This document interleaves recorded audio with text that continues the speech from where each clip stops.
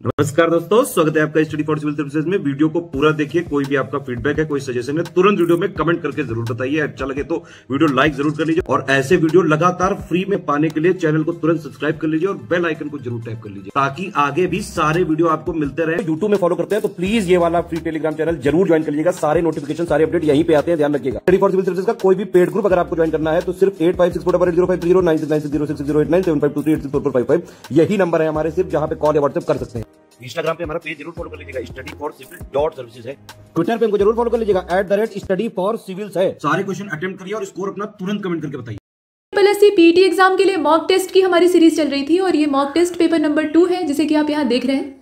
100 MCQs है, bilingual ये format दिया हुआ है, फुल लेंथ मॉक टेस्ट है, बिल्कुल एग्जाम के तरीके से।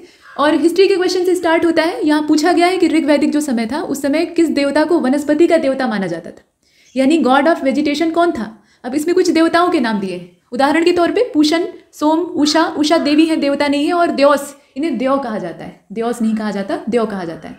अब बताइए इसमें से कौन वाले थे। तो आप भी जानते हैं कि ये सोम थे, इसमें ज़्यादा कठिन इसका उत्तर खोजना नहीं था। बाकी देवताओं के बारे में भी आपको जानकारी होनी चाहिए। पूषण जो थे वो पशुओं के देवता थे, उषा प्रगति और उत्थान की देवी थी, और द्योस ये सबसे प्राचीन माने जाते थे, देव इन्हें कहा जाता है, अंतरिक्ष के देवता ये थे। आगे चलते हैं, प्रश्न संख्या 2 को देखें।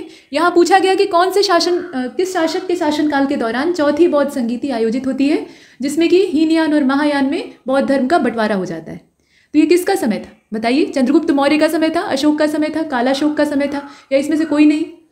तो हमें डी वाले को ही चुनना पड़ेगा, क्योंकि असल में ये इसमें से किसी का भी राज्य नहीं था। कनिष्क का समय था और ये कुषाण वंशी ये सबसे प्रतापी शासक था। कुंडलवन कश्मीर में ये चौथी वाली बौद्ध संगीति आयोजित होती है और बौद्ध धर्म 2 पार्ट में डिवाइड हो जाता है। महायान उसमें से एडवांस ब्रांच थी और कनिष्क भी उसका फॉलोअर था। इसके बाद तीसरे नंबर के क्वेश्चन को देखिए। इसमें कुछ स्टेटमेंट दे रखे हैं, पूछा जा रहा है कि सही कौन सा है। तो बौद्ध ग्रंथों के हिसाब से मगध का सबसे प्रतापी शासक था अजातशत्रु, हर्यक वंश का। और बी वाले में देखिए, मगध साम्राज्य के शासक बिंबिसार को, जो कि सबसे पहला शासक संस्थापक था, उसे जैन परंपरा में कुड़िक के नाम से जाना जाता है। उसके लिए जो संबोधन इस्तेमाल किया गया है वो कुड़िक है। सी वाले में कहा गया कि प्रभासगिरी एक जैन पिलग्रिमेज सेंटर है, मतलब ये एक जैन तीर्थ स्थल है जो कि कौशाम्बी उत्तर प्रदेश में स्थित है। अब इसमें आप बताएं कि सही कौन सा है। डी वाले में तो दोनों में डिफरेंट दिया है, लेकिन उसकी नौबत नहीं आएगी। देखिए इसका एकमात्र सी वाला सही है, प्रभासगिरी वाला। वो इन्फॉर्मेशन परफेक्ट है, बाकी जितने हैं सब गलत दिए हैं। उदाहरण के तौर पे यहाँ देखें कि बौद्ध ग्रंथों के हिसाब से मगध का प्रथम प्रतापी शासक जो था वो अजातशत्रु नहीं था, बल्कि उसका पिता था, जिसे कि आप बिंबिसार कहते हैं। बिंबिसार ने ही हर्यक वंश की नींव रखी थी और उसने मगध साम्राज्य की वास्तविक शक्ति की स्थापना की। इससे पीछे के भी साक्ष्य मिलते हैं, लेकिन वो ऐतिहासिक नहीं है, इतिहास में उन्हें मान्यता नहीं मिली है। जैसे कि आप बृहद्रथ डायनेस्टी को देखते हैं तो उसमें आप जरासंध के बारे में पढ़ते हैं, महाभारत में उसका अच्छा खासा उल्लेख है। तो वो तो 1 नंबर का दबंग था, लेकिन इतिहास में उसका प्रमाण नहीं मिलता है। प्रमाण मिलता है हर्यक डायनेस्टी का। तो हम लोग इसमें मानते हैं कि सबसे प्रतापी शासक था बिंबिसार। और दूसरे वाले में जो कुड़िक कहा गया है ना, तो ये कुड़िक बिंबिसार को नहीं बल्कि अजातशत्रु को कहा जाता है। तो इसमें सी वाला जो ऑप्शन है वही एकमात्र सही है।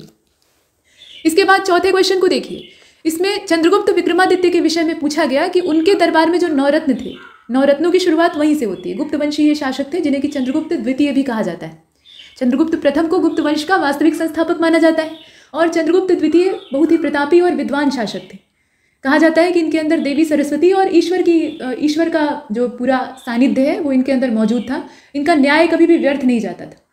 तो इस प्रकार की तरह तरह की बातें होती थी। कुल मिलाकर एक दिव्य पुरुष थे। तो उनके दरबार में जो नवरत्न थे उसमें से कौन सा व्यक्ति शब्द कोशागार था, यानी लेक्सिकोग्राफर था। अब बताइए, इसमें कुछ नाम दिए हैं। वराह मिहिर का नाम दिया है, अमर सिंह का नाम दिया है, क्षपड़क का नाम दिया है और शंकु का नाम दिया है।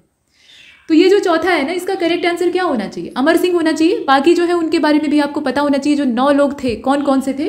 तो इसमें सबसे पहले तो आप कालिदास को देखिए, जो कि एक पोएट और ऑथर थे, मतलब लेखक भी थे और कवि थे। इसके अलावा बहुत सारे नाटकों की भी रचना की थी, तो नाटककार भी थे। धन्वंतरी थे चिकित्सक और आयुर्वेद की उन्हें बहुत अच्छी जानकारी थी। वराह मिहिर खगोल शास्त्री थे। अमर सिंह को आपने देख ही लिया है। छपड़क जो थे वो ज्योतिषी थे और शंकु जो थे वो शिल्प शास्त्र माने वास्तुशास्त्र और शिल्प के ज्ञाता थे। वेताल भट्ट मांत्रिक थे। मांत्रिक का मतलब तंत्र मंत्र के जानकार। और घटकरपर ये भी कवि थे। वर रुचि, ये अंतिम आप जो 9 रत्न है उनमें देख रहे हैं, ये संस्कृत व्याकरण के निष्णात विद्वान थे। तो इस तरीके से 9 लोग थे और अलग अलग क्षेत्रों में ये मूर्धन्य थे।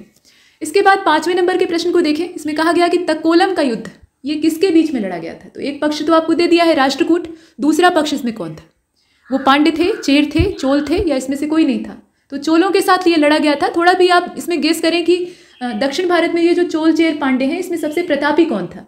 तो चोल थे, इसमें कोई संदेह नहीं है। तो वैसे भी आप पकड़ सकते हैं, थोड़ा सा तुक्का लगा सकते हैं, हालांकि उसकी नौबत नहीं आएगी, आपको इतनी चीज़ें पता होनी चाहिए। तो तक्कोलम का युद्ध ये चोलों और राष्ट्रकूटों के बीच में लड़ा गया था। अब आप ये बताइए कि इस युद्ध का परिणाम क्या था, जीता कौन था? इसके बाद 6वें नंबर के क्वेश्चन को देखिए। एज ऑफ कंसेंट एक्ट, जो कि एक लड़की की असामयिक मृत्यु होने के बाद जारी किया जाता है। बंगाली लड़की थी और विवाह के बाद उसका अनचाहा बलात्कार होता है और उससे उसकी मृत्यु हो जाती है। तो उसके बाद ये बहस शुरू होती है कि विवाह के लिए न्यूनतम आयु कितनी होनी चाहिए और जो शारीरिक संबंधों की सहमति है वो किस अवस्था में होनी चाहिए। हालांकि बहुत अच्छी ये आयु निर्धारित नहीं की गई थी, लेकिन फिर भी आप बताएं कि एज ऑफ कंसेंट एक्ट के द्वारा जो लड़की के लिए विवाह की आयु निर्धारित की गई थी वो कितनी थी? 18 थी, 14 थी कि 12 थी? तो अगर आपको शारदा एक्ट याद होगा तो उससे आप अंदाजा लगा सकते हैं कि ये एज ऑफ कंसेंट उससे पहले वाला है। तो इसमें 18 तो होने वाली है नहीं और 14 भी नहीं होगी। तो बचता क्या है इसमें? 12 साल बचता है और उसी को आप पकड़ लीजिए। ठीक, तो 12 वर्ष की आयु निर्धारित की गई थी कि कम से कम कन्या की आयु जो है वो 12 वर्ष की होनी चाहिए। और ये आता है 1891 में लैंसडाउन के समय में, लॉर्ड लैंसडाउन के समय में। इसके बाद 7वें नंबर के क्वेश्चन को देखें। 1905 में सर्वेंट्स ऑफ इंडिया सोसाइटी की स्थापना गोपाल कृष्ण गोखले की मदद से किसने की थी? मतलब इसमें दूसरा वाला जो संस्थापक है उसका नाम पूछा है। मदद करने वाले गोपाल कृष्ण गोखले थे, लेकिन संस्थापक कौन था? ये गणेश वासुदेव जोशी थे, आत्माराम पांडुरंग थे या रोमेश चंद्र दत्त थे? बताइए इसमें से। देखिए इसमें कुछ भी नहीं है, मतलब इन तीनों के नाम तो बिल्कुल ही नहीं है, तो आप इसमें से डी वाले को चुन लीजिए, नॉन ऑफ दीज। असल में सर्वेंट्स ऑफ इंडिया सोसाइटी 1905 में महादेव गोविंद राणा डे की सहायता से जो उदारवादी कांग्रेस नेता है गोपाल कृष्ण गोखले वो स्थापित करते हैं, मतलब दोनों लोग मिलकर स्थापित करते हैं। तो इसमें एमजी राणा डे को आप याद रखेंगे। इसके बाद 8वें नंबर के प्रश्न को देखिए। कहा गया कि वर्ष 1906, ध्यान से देखिएगा, वर्ष 1906 में इसकी अध्यक्षता में कलकत्ता में भारतीय राष्ट्रीय कांग्रेस का अधिवेशन आयोजित किया गया था। और इस अधिवेशन की विशेषता क्या थी कि इसमें स्वराज या स्वशासन को भारतीय राष्ट्रीय कांग्रेस के लक्ष्य के तौर पे स्वीकार किया गया था और घोषित किया गया था। तो इसमें ये जानकारी भी दे दी कि ये कलकत्ता अधिवेशन था जो कि 1906 में होता है और इसमें स्वराज को कांग्रेस का लक्ष्य बताया जाता है। तो ऐसे उल्टा क्वेश्चन भी पूछा जा सकता है। फिलहाल इसमें आप बताइए कि अध्यक्ष कौन था? ये 1906 वाला अधिवेशन है। रासबिहारी घोष, दादा भाई नौरोजी, सुरेंद्रनाथ बनर्जी या रोमेश चंद्र? तो दादा भाई नौरोजी इसके अध्यक्ष थे। 1906 वाला ये अधिवेशन था, पकड़ लीजिए इसमें, grand old man of India. इसके बाद 9वें नंबर के प्रश्न को देखिए। 1921-22 का जो पूरा सत्र था उस दौरान शुरू हुआ था एका आंदोलन। तो यहाँ समय दे दिया भाई, इसको भी आप दिमाग में रखिएगा। अब इसमें नेतृत्व कौन कर रहा था, मतलब किस जाति के सदस्य इसमें नेतृत्व करता थे और वही मूल थे? वो पासी थे, अहीर थे, कुम्हार थे, कहार थे? यहाँ जाति सूचक कोई संबोधन इस्तेमाल करने का औचित्य नहीं है, लेकिन ऐतिहासिक जानकारी है तो उसमें ये सीखना पड़ेगा। तो बताइए इसमें क्या है? एका आंदोलन में किस जाति का योगदान था? 9वां क्वेश्चन आप देख रहे हैं ना, इसमें एक से ज़्यादा भी हो सकते हैं और इसीलिए ग्रुप में दिया हुआ है। 1-2 का ग्रुप दिया है, 2-3 का दिया है और 9वें का जो करेक्ट आंसर है वो ए होना चाहिए। इसमें पासी और अहीर दोनों लोग मिलकर योगदान दे रहे थे। ठीक, आगे चलते हैं। इसके बाद 10वें नंबर के प्रश्न में कहा गया कि 8 अगस्त 1942 भारत छोड़ो आंदोलन की लॉन्चिंग। अखिल भारतीय कांग्रेस कमेटी की बैठक में पंडित जवाहरलाल नेहरू के द्वारा भारत छोड़ो प्रस्ताव पेश किया गया, जिसका समर्थन किसने किया था? समर्थन तो बहुत सारे लोगों ने किया था, लेकिन पहला समर्थन इस पर किसने किया था? ये नेताजी सुभाष चंद्र बोस थे, लाला लाजपत राय थे या वल्लभ भाई पटेल अथवा कृपलानी थे? आप बताएं। तो इसका जो करेक्ट आंसर है वो इसमें सी हो जाएगा, सरदार वल्लभ भाई पटेल। इन्होंने इसे भरपूर समर्थन दिया था और ये सत्य भी था, सभी इसके पक्ष में थे, कोई इसके विरोध में नहीं था, क्योंकि अब वो समय आ गया था कि अंग्रेजों को पूरी तरह से भारत से बाहर करना था, नहीं तो बहुत विलंब हो जाता। तो इसमें से सी वाले विकल्प को चुनेंगे। इसके बाद 11वें नंबर के प्रश्न को देखिए। चुक्का बांध परियोजना का निर्माण निम्नलिखित में से किस देश के सहयोग से, मतलब किन देशों के सहयोग से किया गया है? भारत, भूटान, नेपाल, म्यांमार, 2 देशों का सहयोग या 3 देशों का? आप देख लीजिए। तो इसका ए ही होगा, क्योंकि भारत और भूटान का इसमें मिला जुला सपोर्ट है। चुक्का बांध परियोजना ये भारत और भूटान के आपसी सहयोग से बनी है और भूटान में जो वांगचू या रैदक नदी है उसी की धारा के ऊपर इसको बनाया गया है। तो इसका जो ए वाला ऑप्शन है उसी को चुनिएगा। इसके बाद 12वें को देखते हैं। इसमें माउंट देनाली के बारे में पूछा गया कि निम्नलिखित में से किस महाद्वीप का ये सबसे ऊंचा पर्वत है? कौन से कॉन्टिनेंट में ये सबसे हाईएस्ट पीक मानी जाती है? तो ऑस्ट्रेलिया दिया है, यूरोप दिया है, साउथ और नॉर्थ अमेरिका का भी विकल्प है। माउंट देनाली, और ये उत्तरी अमेरिका का है, सबसे ऊंचा पर्वत शिखर है। वैसे अगर आप सारे महाद्वीपों का देखें, नॉर्थ अमेरिका इसमें चुन लीजिए, तो अफ्रीका का जो सबसे ऊंचा पर्वत शिखर है वो माउंट किलिमंजारो है, तंजानिया में है, ये आप जानते ही हैं। और ऑस्ट्रेलिया का भी सबसे ऊंचा पर्वत जानना चाहिए तो ये कोस्चुस्को है, माउंट कोस्चुस्को इसको कहा जाता है। माउंट एल्ब्रूस जो है वो रूस में है, ये यूरोप का सबसे हाईएस्ट है। और उत्तरी अमेरिका का जो सबसे ऊंचा है वो माउंट देनाली है, अलास्का में पड़ता है, संयुक्त राज्य अमेरिका। और माउंट एकांकागुआ जो अर्जेंटीना वाला है ये साउथ अमेरिका का है। तो इस तरीके से है। इसके बाद 13वें क्वेश्चन को देखिए। इसमें कहा गया कि विश्व जल दिवस 2022 जो मनाया गया उसकी थीम क्या थी? Ground water making the water visible, या फिर इसमें आप देखिए ground water making the water invisible. ऐसा तो हो नहीं सकता, पानी को गायब करना नहीं बल्कि पानी को बनाए रखना उद्देश्य है। इसके अलावा विकल्प दिया है कि ground water making the water clean और ground water making the invisible visible. अब बताइए कि इसमें से कौन वाली थीम है? तो इसका जो करेक्ट आंसर है वो डी होगा, ground water making the invisible visible. जो गायब हो चुका है उसको फिर से रिस्टोर करना, रिचार्ज करना और भूमिगत जल के स्तर को सुधारना, ये इसका उद्देश्य है। क्योंकि जो जमीनी पानी है उसी को हम लोग पीने के तौर पे या अपने दैनिक कार्य में इस्तेमाल करते हैं और उसकी मात्रा बहुत थोड़ी है और उसमें लगातार कमी आ रही। इसके बाद 14वें नंबर के क्वेश्चन को देखें। इसमें कहा गया कि यूरेनियम और प्लेटिनम उत्तर प्रदेश राज्य में कौन से जिले से? तो ये तो सिंपल है, जरा बताइए इसमें से कौन सा होगा? इसका करेक्ट आंसर ए हो जाएगा, ललितपुर से ही पाया जाता है। इसमें आप सही सोच रहे थे, ललितपुर ही होगा। इसके बाद 15वें क्वेश्चन को देखिए। इसमें पूछा गया कि दक्षिण पश्चिमी मानसून जो है वो सक्रिय होता है, कब से कब तक सक्रिय होता है, कौन से महीने से लेकर कौन से महीने तक? हालांकि अब जलवायु का पैटर्न इतनी तेजी से बदल रहा है कि सारी चीज़ें अस्थिर हो गई हैं। मानसून खिसकते खिसकते चला आया है अक्टूबर तक। आप देख रहे हैं तरह तरह के चक्रवातों की वजह से अभी भी वर्षा चल रही। फिलहाल जो एक सामान्य पैटर्न है उसके हिसाब से क्या होगा? ये जून सितंबर होगा, जुलाई अक्टूबर होगा, जुलाई नवंबर होगा या फिर जून अक्टूबर होगा। तो इसका जो करेक्ट आंसर है वो इसमें ए हो जाएगा। जून से लेकर सितंबर तक ही बारिश होती है। तभी तो हम लोग जब क्वार का ये वाला महीना आता है, मतलब आश्विन वाला जो समय आता है, तो नवरात्रि का उत्सव बड़े धूमधाम से मनाते हैं। फिर रामलीला होती है, एकदम दशहरा आराम से रावण का पुतला जलाया जाता है। ये सब हो चुका है, लेकिन बरसात इसमें बाधा बनकर आई थी। तो ऐसा पहले नहीं होता था, अब होने लगा है। तो एक सामान्य जो फिक्स पैटर्न है वो जून से सितंबर है। इसके बाद 16वें नंबर के क्वेश्चन को देखिए। भारतीय महिला बैंक का भारतीय स्टेट बैंक में किस वर्ष में विलय कर दिया गया? विलय हो चुका है, कब हुआ है वो आप बताइए। तो इसका जो राइट आंसर है वो इसमें सी हो जाएगा, 2017 में हुआ है। और ये भारतीय स्टेट बैंक में विलय हुआ है, ये भी आपको पता होना चाहिए। 2017 आप याद रखेंगे। इसके बाद 17वें नंबर के क्वेश्चन में घुस जाते हैं।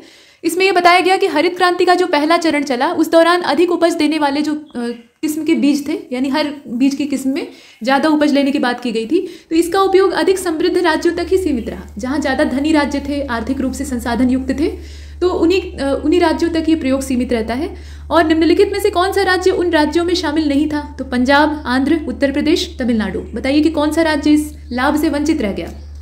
तो इसमें से हो जाएगा उत्तर प्रदेश। उत्तर प्रदेश एक धनी राज्य नहीं है। ऐसा नहीं है कि हमारे पास संसाधनों की कमी है, लेकिन जनसंख्या का दबाव बहुत ज़्यादा है। जितनी पॉपुलेशन है उसको फुलफिल करने के लिए हमारे पास संसाधन नहीं है, यही हकीकत है। ठीक, तो हम पीछे रह गए। इसके बाद आगे चलते हैं। प्रश्न संख्या 18 को आप देखें। वैसे भी हरित क्रांति में सबसे ज़्यादा फायदा एक तरफा हुआ, मतलब गेहूं की फसल को हुआ, और उसका भी उचित लाभ किसानों तक नहीं पहुंच पाया। भारतीय खाद्य निगम की स्थापना 1965 में कौन से एक्ट के द्वारा की गई थी, वो अधिनियम का आपको इसमें बताना है। तो ये फूड कॉर्पोरेशन एक्ट कौन सा वाला था? 1961 वाला था, 62, 63, 64 ऐसे दिया हुआ है। और इसका जो राइट आंसर है वो इसमें डी हो जाएगा। देखिए, भारतीय खाद्य निगम जो है वो एक वैधानिक निकाय है। ठीक, ये एक सिचुएटरी बॉडी है जिसे आप कहते हैं संविधानिक तौर पे। और 1965 में जो खाद्य अधिनियम 1964 है उसी के प्रावधानों के तहत इसको स्थापित किया जाता है। तो इसमें से करेक्ट आंसर क्या होगा? डी वाला हो जाएगा, 1964। प्रश्न संख्या 19 को देखिए। इसमें कहा गया कि एक निश्चित समय अवधि में देश की सीमाओं के भीतर उत्पादित सभी तैयार वस्तुओं और सेवाओं का योग क्या कहलाता है? ये सकल राष्ट्रीय उत्पाद कहलाता है, शुद्ध सकल घरेलू उत्पाद कहलाता है, मतलब शुद्ध घरेलू उत्पाद कहलाता है, या फिर सकल घरेलू उत्पाद कहलाता है, या इसमें से कुछ नहीं। अंग्रेजी वाला इसका वर्जन अगर आप देखें तो उसमें आपको सुविधा होगी। ग्रॉस नेशनल प्रोडक्ट की बात हो रही है, नेट डोमेस्टिक प्रोडक्ट की बात हो रही है और ग्रॉस डोमेस्टिक प्रोडक्ट को कहा जा रहा है। बताइए इसमें से कौन सा होगा? एक निश्चित समय अवधि की बात की जा रही है और इसका जो राइट आंसर है वो इसमें सी हो जाएगा, ग्रॉस डोमेस्टिक प्रोडक्ट। ठीक, यही होता है। इसकी डिफिनीशन एक तरह से दी हुई है। इसके बाद 20वें नंबर के प्रश्न को देखें। During which of the following 5-year plan the Janata Party has abolish the 5-year plan? 5 वर्षीय जो योजना चलती थी, मतलब पंचवर्षीय योजना, उसको यहाँ पर खत्म कर दिया गया था जनता पार्टी के द्वारा।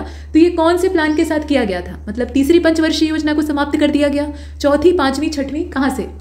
तो ये बात चल रही है 1978 के दौर की। ये जनता पार्टी की सरकार उसी समय आती है, 1978 का समय था और राजनीतिक स्थिति बड़ी डामाडोल चल रही थी, कुछ भी स्थिर नहीं था। तो इन्होंने क्या किया कि पंचवर्षीय योजना जो 5वीं वाली चल रही थी, इसमें आप मैच कराएंगे तो 5वीं पंचवर्षीय योजना का ये समय है, उसको इन्होंने समाप्त कर दिया। आगे बढ़ते हैं। प्रश्न संख्या 21 को देखिए। गलत विकल्प का आपको चयन करना है। संविधान सभा ने मई 1949 में राष्ट्रमंडल की भारत की सदस्यता की पुष्टि की थी। भारत राष्ट्रमंडल का सदस्य है लेकिन एक संप्रभु राष्ट्र है। और संविधान सभा ने 24 जनवरी 1949 को डॉक्टर राजेंद्र प्रसाद को भारत के पहले राष्ट्रपति के तौर पे चुना था। संविधान सभा में कुल सदस्य संख्या 389 होनी थी, मतलब 389 होनी थी।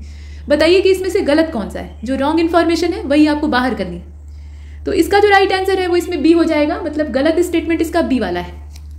ठीक, ये वाला जिसमें ये बताया गया है कि जो कॉन्स्टिट्यूएंट असेंबली थी उसने डॉक्टर राजेंद्र प्रसाद को पहले प्रेसिडेंट ऑफ इंडिया के तौर पे इलेक्ट किया था और ये समय था 24 जनवरी 1949 का। असली बात यह है कि 24 जनवरी 1950 को इनको चुना गया था। जब संविधान लागू होगा तो ही तो राष्ट्रपति की नौबत आएगी।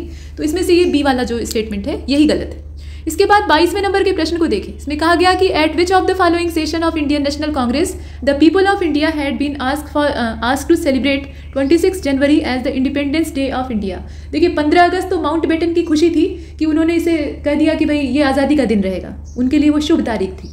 लेकिन हमारे द्वारा जो निर्धारित तारीख थी वो तो 26 जनवरी थी। और ये कब किया गया था, ये कौन सा अधिवेशन था जिसमें कि वो पूर्ण स्वराज्य का लक्ष्य और सब कुछ निर्धारित किया गया था, रावी की शपथ ली गई थी। ये कौन सा अधिवेशन था बताइए? कलकत्ता अधिवेशन था, पुणे था, सूरत था, या इसमें से कोई नहीं था? तो डी वाले को ही चुनना पड़ेगा क्योंकि ये लाहौर अधिवेशन था, पंडित जवाहरलाल नेहरू की अध्यक्षता थी और पूर्ण स्वराज्य का जो प्रस्ताव है वो पारित होता है। इसके बाद आगे चलते हैं और 26 जनवरी को भारतीय स्वतंत्रता दिवस की तारीख के तौर पर यहाँ निश्चित किया जाता है। प्रश्न संख्या 23, इसमें करेक्ट ऑप्शन आपको सिलेक्ट करना है। तो 3 स्टेटमेंट दिए हैं और ये 12वीं अनुसूची के बारे में है। 12वीं अनुसूची ने नगर पालिकाओं की शक्ति, अधिकार और जिम्मेदारियों को निर्दिष्ट किया था और 12वीं अनुसूची में कुल मिलाकर जो मामले हैं वो 18 हैं टोटल। 1992 में जो 74वां संशोधन अधिनियम होता है उसके द्वारा इसे जोड़ा गया था, संविधान का हिस्सा बनाया गया था। तो आप ये बताएं कि इसमें से सही कौन सा है। प्रश्न संख्या 23, करेक्ट आंसर इसका डी हो जाएगा। सभी तो सही है, इसमें कुछ भी गलत नहीं है, जितने दे रखे हैं सब के सब सही है।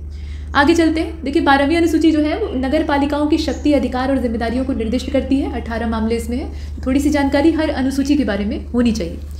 प्रश्न संख्या 24 को देखें। इसमें कहा जा रहा है कि विच of the following directive principle of state policy, ये कहता है कि equal justice and free legal aid, मतलब कौन सा ये डीपीएसपी है जिसमें कि इक्वल जस्टिस और फ्री लीगल एड की बात की गई है। ये 39A है, 40 है, आर्टिकल वाइज आपको बताना है 41 है कि 42 है, बताइए। नीति निर्देशक तत्व।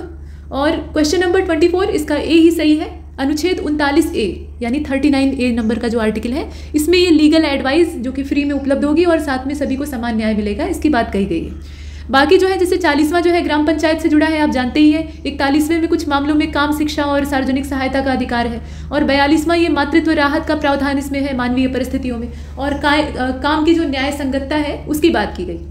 फिलहाल इसका ए वाला सही है। क्वेश्चन नंबर 25 को देखें। By which of the following amendment act the 11th schedule had been added to the constitution? जो 11th शेड्यूल यानी 11वीं अनुसूची है उसको कब जोड़ा गया था, कौन से संशोधन के द्वारा जोड़ा गया था? इसमें 73वां दिया है लेकिन उसकी डेट अलग अलग दी। तो 73वां है तो सही, लेकिन उसका समय कौन सा था बताइए। 25 करेक्ट आंसर इसका क्या होगा? सी वाला होगा। 1992 का ये था 73वां संशोधन अधिनियम, ये 1992 का था। यहाँ आप देख रहे हैं सी वाले को। और इसमें कुल 29 विषय हैं, इसमें जो सब्जेक्ट हैं वो कितने हैं? 29 है। आगे चलते हैं। प्रश्न संख्या 26, इसमें पूछा गया कि किसने कैमरा लेंस को खोजा, मतलब उसका आविष्कार किया। तो यहाँ कुछ नाम दिए, जैसे एनरिको फर्मी का नाम दिया है, शेवेलियर का नाम दिया है, चार्ल्स शेवेलियर इन्हें कहा जाता है, और हेनरिक हर्टज और गैबोर भी हैं इसमें, बताइए। तो करेक्ट आंसर इसका हो जाएगा इसमें से बी वाला, ये चार्ल्स शेवेलियर हैं असल में। इसमें से जो बी वाला ऑप्शन है उसको चुन लीजिए, कैमरा लेंस को इन्होंने खोजा था। बाकी परमाणु भट्टी यानी जो एटॉमिक फर्नेंस होती है उसको खोजने वाले एनरिको फर्मी थे, रडार के खोज करता थे हेनरिक हर्टज, और होलोग्राफी को खोजने वाले गैबोर थे। प्रश्न संख्या 27 को देखें। In which of the following medium of speed sound is maximum, speed of sound is maximum, मतलब जो साउंड की स्पीड होती है वो किस मीडियम में सबसे ज़्यादा होती है। यहाँ मीटर पर सेकंड में 0 डिग्री सेल्सियस के तापमान पर बात की जा रही है। तो पानी में ध्वनि की चाल सबसे तेज होती है, या अल्कोहल में तेज चलती है, हाइड्रोजन में चलती है कि मरकरी में चलती है। तो वैसे तो आप जानते हैं कि जो धातुएं होती हैं, मेटल होते हैं, उसमें ध्वनि की चाल सबसे ज़्यादा होती है, लेकिन यहाँ कोई मेटल तो दिया नहीं है, या फिर है? बताइए, मेटल है यहाँ पे? क्वेश्चन नंबर 27 देखकर बताइए। इसमें से अगर आप देखें तो 2 विकल्प आपको परेशान कर सकते हैं, पानी और मरकरी, क्योंकि मरकरी असल में क्या है, वो भी तो धातु है, अब द्रव अवस्था में पाई जाती है रूम टेम्परेचर पे, लेकिन यहाँ 0 डिग्री सेल्सियस की बात हो रही है। तो ऐसी कंडीशन में जो मरकरी यानी पारा है उसमें ध्वनि की चाल आमतौर पे होती है 1450, ठीक, और पानी के अंदर कितनी होती है? 1493 होती है, थोड़ा सा अंतर है। तो इसमें से पानी जो है वो 20 पड़ जा रहा है और उसी को हम चुनेंगे। जितने माध्यम दिए हैं उसमें से पानी में यह सर्वाधिक होती है। इसके बाद क्वेश्चन नंबर 28 को देखिए। इनकरेक्ट ऑप्शन आपको चुनना है। सबसे हल्का तत्व होता है हाइड्रोजन और सबसे हल्का धात्विक तत्व होता है ऑस्मियम, ठीक। इसमें आप देखें द्रव धातु तत्व जो है वो पारा है। अभी हमने पीछे देखा कि एक धातु है जो कि द्रव अवस्था में पाई जाती है, और द्रव अवस्था में मौजूद अधातु तत्व है ब्रोमीन। तो अब बताइए कि इसमें से गलत क्या है। तो सबसे हल्का जो धात्विक तत्व है वो ऑस्मियम कहाँ से हो जाएगा, उसका आप जरा परमाणु भार देखिए, लिथियम है असल में, Li। इसका जो परमाणु क्रमांक है वो 3 होता है, Li से आप देखते हैं ना। इसके बाद आगे चलते हैं, बी वाला इसमें गलत है, बाकी सब सही है। प्रश्न संख्या 29, विच of the following does not come under the Echinodermata phylum. Echinodermata phylum जो है उसमें कौन सा इसमें से नहीं आता है। तो ये समुद्री खरगोश है, समुद्री खीरा है, समुद्री कुमुदनी है और समुद्री आर्चिन है। बताइए इसमें से कौन सा होगा। तो क्वेश्चन नंबर 29 इसका ए हो जाएगा, क्योंकि ये जो समुद्री खरगोश आप देख रहे हैं ना, ये मोलस्का से बिलोंग करता है। इसका जो फाइलम है वो असल में क्या है, मोलस्का है। बाकी जितने हैं वो सब इकाइनोडर्मेटा से संबंध रखते हैं। तो ए वाले को आप बाहर कर लीजिए। इसके बाद 30 को देखते हैं। क्वेश्चन नंबर 30 में आपसे कहा गया कि कौन सा रोग पौधे में जस्ते की कमी के कारण नहीं होता है। जिंक की जब कमी हो जाती है तो पौधा रोगी हो जाता है, उसका विकास अवरुद्ध हो जाता है। तो बताइए इसमें से कौन सा रोग उसकी वजह से नहीं होता। खैरा रोग जो धान में लगता है, सफ़ेद कली रोग जो कि मक्के में हो जाता है, या चुकंदर में जो हर्ड रॉट रोग लगता है वो इसकी कमी से नहीं होता है, या फिर लिटिल लीफ। तो पत्तियाँ तो छोटी होती हैं जिंक की वजह से, तो ये वाला तो होने से रहा। बाकी जो है उनको देखिएगा, और इसका जो करेक्ट आंसर है वो सी हो जाएगा। हर्ड रॉट जो रोग है ना, ये असल में आमतौर पे बोरान की कमी से होता है। हालांकि पौधे के हिसाब से इसकी स्थितियां अलग हो सकती हैं, लेकिन बीट रूट में जो ये होता है ये बोरान की कमी से होता है। बाकी जितने हैं वो जस्ते की कमी से होते हैं, तो उनको भी आप देखिए। क्वेश्चन नंबर 31 को देखिए। पूछा गया है कि यदि किसी निर्वाचन क्षेत्र में कुल मतदाताओं की संख्या का 40% महिलाएं हैं, यानी जितने वोटर थे उसमें से 40% वुमेन्स हैं और बाकी जो है वो पुरुष हैं, यानी 60%। यदि 40% महिला अशिक्षित और 40% पुरुष शिक्षित हैं, तो शिक्षित पुरुषों तथा शिक्षित महिलाओं का अंतर क्या होगा। तो पहले तो आपको ये समझना होगा कि कुल मतदाताओं की संख्या में से 40% महिलाओं का है, और उन 40% महिलाओं में से, अब वो कुल महिलाएं हो गई, अब उनमें से जो 40% महिला हैं वो पढ़ी लिखी नहीं हैं, और 40% पुरुष जो है वो पढ़े लिखे हैं। जितनी पुरुषों की आबादी थी उसमें से 40% पुरुष जो है वो पढ़े लिखे हैं, बाकी 60% निरक्षर हैं। और महिलाओं में भी क्या है, जो बाकी 60% हिस्सा है वो शिक्षित है, बाकी 40% जो है वो अशिक्षित है। तो इस हिसाब से अगर आप इसमें निकालेंगे तो इसका जो करेक्ट आंसर है, पूछा ये गया है कि शिक्षित पुरुषों और शिक्षित महिलाओं का अंतर क्या होगा। दोनों को घटाएंगे तो घटाने पर कितना आएगा, ये आ जाएगा इसमें से 0, क्योंकि दोनों में कोई अंतर नहीं, दोनों की संख्या बराबर आएगी। तो जब घटाएंगे तो इसका रिजल्टेंट क्या प्राप्त होगा, 0 प्राप्त होगा। इसमें बी वाला हो जाएगा। इसके बाद क्वेश्चन नंबर 32 को देखिए। किसी संख्या में 7 जोड़ने पर, यहाँ आप देख रहे हैं, किसी संख्या में 7 जोड़ने पर प्राप्त योग को 5 से गुणा किया जाता है। मतलब कोई संख्या है उसमें जो आप जोड़ क्या रहे हैं, 7 जोड़ रहे हैं, उसके बाद जो योग प्राप्त हो रहा है उसमें 5 से गुणा कर रहे हैं, और इस प्रकार से जो गुणनफल प्राप्त हो रहा है उसको 9 से विभाजित किया जाता है, और इस प्रकार से जो भागफल प्राप्त हो रहा है उसमें से 3 घटाने पर 12 प्राप्त होता है। अब इसको जो आप भाग देंगे तो जो प्राप्त होगा, भागफल का मतलब क्या, भाग देने पर जो परिणाम प्राप्त हो, तो उसमें से आप 3 घटाएंगे तो 12 प्राप्त होगा। तो इससे आप एक रेखिक समीकरण बना सकते हैं, और वो लीनियर इक्वेशन जब आप हल करेंगे ना तो आपको यक्स का मान पता चलेगा, जो कि असल में मूल संख्या है, और वो यहाँ पर कितना होगा, वो 20 प्राप्त होगा। इसे हल करेंगे आप तो 20 आ जाएगा। इसके बाद आगे चलते हैं। यहाँ देखें एक समीकरण दे रखा है, और इसको हल करके आपको इसका आंसर बताना है। तो आपके पास 2 रास्ते हैं, या तो आप पूरा वर्ग तोड़ें इसका, मतलब सर्वसमीका का नियम इसमें लगाएं, और नहीं तो फिर दोनों को जोड़ के ही वर्क कर लें। दोनों तरीके से कर सकते हैं। तो फैलाना चाहें तो फैला सकते हैं, सिकोड़ना चाहें तो सिकोड़ सकते हैं, दोनों तरीके। या तो सीधा सीधा गुणा करके आप जोड़ के भाग दे दीजिए, और नहीं तो फिर यहाँ पे देखिए a + b के होल स्क्वायर और a - b के होल स्क्वायर का सूत्र लगा दीजिए। ठीक, फैला दीजिए, कुछ कट जाएगा कुछ बच जाएगा, जो बचेगा उसको जोड़ जाड़ लीजिएगा। तो और उसके बाद जब नीचे वाले से आप भाग देंगे तो इसका जो करेक्ट आंसर है वो कितना आएगा, इसमें से 2 आ जाएगा। सी वाले ऑप्शन को चुनेंगे, 2 आएगा। आगे बढ़ते हैं। प्रश्न संख्या 34 को देखें। इसमें कहा गया है कि यक्स का 45% अगर हम निकालते हैं तो मान आता है 90, और यक्स के 2 गुने का अगर हम आधा कर देते हैं, यहाँ ये पूछा गया है कि यक्स के 2 गुने के आधे का 15% कितना होगा। तो इस 34वें क्वेश्चन को आप देखें, इसका जो करेक्ट आंसर है वो आ जाएगा 30 इसमें से। ठीक है, यक्स का 45% का मान अगर 90 है तो उससे आप एक समीकरण बना सकते हैं, और उसके बाद फिर जो दूसरा समीकरण बनेगा उसमें यक्स के 2 गुने के आधे का 15% जो है उसका मान पूछा जा रहा है। तो यहाँ जब दोनों को मिलाकर आप कैलकुलेट करेंगे तो इसका जो करेक्ट आंसर है वो इसमें से 30 आएगा। ठीक, 30 वाले को देखते हैं। इसके बाद आगे चलें, 35वें को देखें। 2 संख्याओं का योग 80 है और अंतर 8 है। ठीक, 2 संख्याएं हैं जिनको कि अगर आप आपस में जोड़ते हैं तो 80 आता है, और घटा देते हैं तो 8 आ जाता है। पहली संख्या और दूसरी संख्या का आपको अनुपात ज्ञात करना है। तो अनुपात निकालना इसमें सरल है, क्योंकि दोनों का योग अंतर दे दिया है, तो आप आराम से इसमें कैलकुलेट कर सकते हैं। 11:9 का रेशियो आएगा। ठीक, 11:9 का रेशियो आएगा, और इसका जो ए वाला ऑप्शन है वो परफेक्ट है। अब यहाँ से थोड़ा हिंदी वाले सेगमेंट को देखते हैं। आविर्भाव का विलोम शब्द आपसे पूछा जा रहा है। तो अवसान होगा कि तिरोभाव होगा, इसमें 2 दिया हुआ है, अवसान ठीक और तिरोभाव। ए और बी दोनों हो सकता है, इसमें से कोई नहीं हो सकता है। तो आविर्भाव मतलब किसी चीज़ की शुरुआत, तो अवसान मतलब समापन, और तिरोभाव का मतलब भी वही होता है, समापन। तो इसमें से ए और बी दोनों। इसके बाद 37वें प्रश्न को देखें। इसमें कहा गया कि निम्नलिखित में से किस विकल्प में सभी जो शब्द हैं वो स्त्रीलिंग दिए हुए हैं। मतलब 3-3 का यहाँ पे जोड़ा दिया है, जोड़ा नहीं कहेंगे इसको, त्रयी कहेंगे, तिकड़ी, मतलब 3 शब्द हैं। तो उल्लू, दौड़ और मार्ग, पुल्लिंग और स्त्रीलिंग की जानकारी आपको होनी चाहिए। चील, जोंक और मोर, चातकी, फौज और प्रजा, भेड़िया, टोली और बाघ। अब इसमें बताइए कि स्त्रीलिंग शब्द वाला जो तीनों है, मतलब तीनों स्त्रीलिंग हो, ऐसा कौन सा इसमें से है। तो इसका जो आप देख रहे हैं ना, सी वाला, चातकी, फौज और प्रजा। चातकी चातक से मिलने जाती है, तो ये क्या है, स्त्री है। और फौज जुटाई गई, फौज प्रस्थान कर चुकी है, तो ये क्या है, सेना को भी क्या कहा जाता है, स्त्रीलिंग में देखा जाता है। और प्रजा भी जो है वो स्त्रीलिंग में आता है, तो इसका जो सी वाला ऑप्शन है उसको रखते हैं। इसके बाद 38वें प्रश्न को देखें। इसमें किस क्रमांक में जो शब्द है वो श्रुति सम भिन्नार्थक का सही अर्थ भेद दिखाते हैं। मतलब मरीचि और मरीचि दिया हुआ है, मतलब इसमें देखिए आप थोड़ा लिखने का तरीका अलग है, मरीचि है और मरीचि है। तो पहली वाली जो मरीचि है उसका मतलब होता है रवि, माफ कीजिए रश्मि, और मरीचि मतलब होता है रवि। आदि और आदि है, अभ्यस्त और प्रारंभ। अर्थ आपको देखना है कि किसमें दोनों पेयर का जो अर्थ है वो एक समान है, यानी सही है कुल मिलाकर। तो इसका जो करेक्ट आंसर है वो इसमें से 38वें का डी हो जाएगा। अनल और अनिल जो दिया है वो ठीक है, इसका डी वाला ऑप्शन सही है। अनल मतलब अग्नि और अनिल मतलब पवन। यहाँ मरीचि और मरीचि भी उल्टा दे रखा है, रश्मि और रवि का उल्टा अर्थ दे दिया है। और आदि का तो आप देख रहे हैं, आदि मतलब होता है अभ्यस्त, तो पहले होना चाहिए था, और आदि जो है वो यहाँ पे होना चाहिए था, मतलब दूसरे की जगह पे। आदि मतलब जैसे हम कहते हैं ना आदि अंत, तो आदि मतलब शुरुआत, अंत मतलब समापन, तो प्रारंभ से तात्पर्य है।